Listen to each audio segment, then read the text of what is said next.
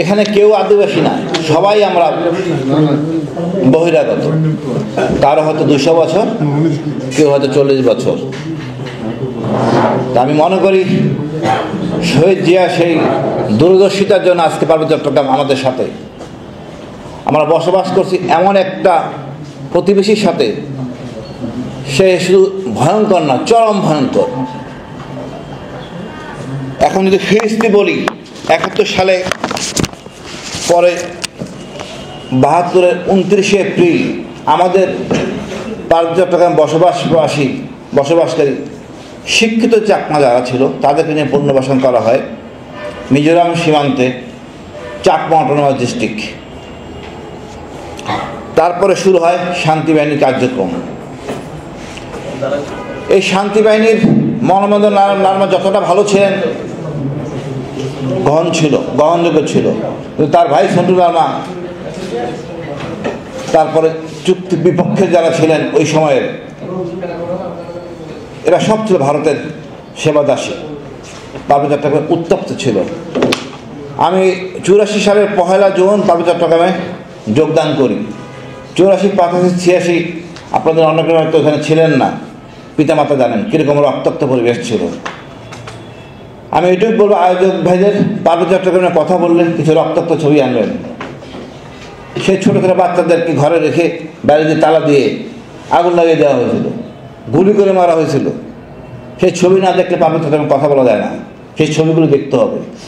আজকে আমাদের দেওয়ালগুলি সব ঝকঝক ফকফকা, কোনো ছবি নাই। রক্তাক্তের ছবি ছাড়া আসলে কথা বলা যায় না। ফেলানির লাশ থাকলে যেভাবে কথা বলা যায়, চিৎকার দেওয়া যায়, পার্বত্য চট্টগ্রামে কথা বলতে গেলে সেই রক্তাক্ত ছবি দরকার। আপনারা দেখেন নাই, আমি নিজ চোখে দেখছি, তাই আমার বেদনা কষ্ট অনেক। সরকার ছিল চুপ। ভিতরে যে একটা সমস্যা আছে পার্বত্য চট্টগ্রামে, জনসমক্ষে আনা হয় নাই।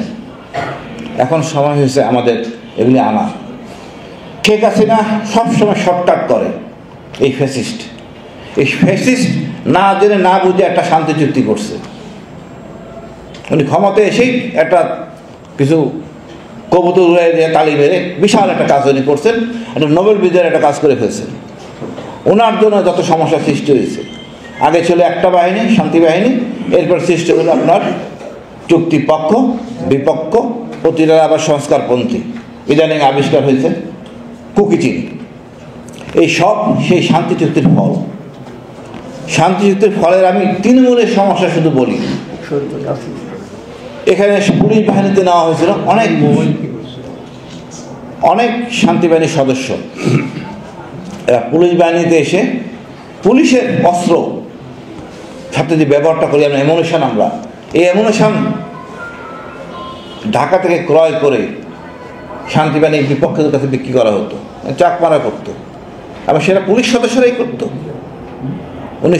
আমাদের 2012 সালের তাপুল থানায় একটা মামলা আছে 2 জন পুলিশ সদস্যের নামে, এই যে এমং চাকমা আর একজন লোকিয়া প্রেম চাকমা। 1000 অ্যামুনিশন এটা বিক্রি করা হচ্ছিল পার্বত্য চট্টগ্রামে। এদেরকে জেলে পাই আমি। এরা খোলা মানে আমাকে বলে 15,000 বেশি অ্যামুনিশন তারা পুলিশ সদর থেকে নিয়ে যায়। আমরা কি পুলিশ পালন করি আর কোন পুলিশকে আমরা চাকরি দিছি? এর মধ্যে পার্বত্য চট্টগ্রামে শান্তি বাহিনী ধারণ করে সেই পুলিশ সদস্যরা। এই গুলিটা কার দিকে ব্যবহার হচ্ছে? আমাদের বাঙালির দিকে। এই গুলিটা কিনছি কি আমরা? আমাদের বিবেক এতটা নিচে নেমে গেছে, আমি কিছু বলার নাই। এরা এখনো সম্ভবত আদালতে জেলে আছেন। মানে কতটা হাস্যকর, লোকজন বিশ্বাস করবেন। এই যে বললাম কোরবানির সময় 12 সালের পাকুল থানায় মামলা, তাও অ্যামুনিশনগুলি নিত চুক্তি বিপক্ষের লোক। প্রস্তাব করা দেওয়া হবে অ্যামুনিশনগুলি চুক্তিপক্ষের লোককে। এই দেন দরবার ঝামেলায় অস্ত্রটা অ্যামুনিশনটা ধরা পড়ে। শান্তি চুক্তির পর আগে আমাদের প্রায় 32,000 বাংলাদেশি মারা যায়। দেখেন এখানে আমাদের সেনাবাহিনী অনেক অফিসার মারা গেছে। কত হাজার হাজার লোক আমার ম্যালেরিয়া আক্রান্ত ছিলেন বলা যাবে না। আমার যেরকম কালার ব্লাইন্ড, 14 বার ম্যালেরিয়া হয়েছে আমার।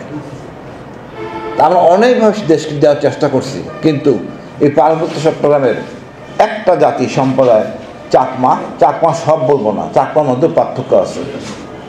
এই লোভী সন্তুলা আমার প্রজাতি যারা আছেন তারা, এদেরকে খুশি করা যায় না।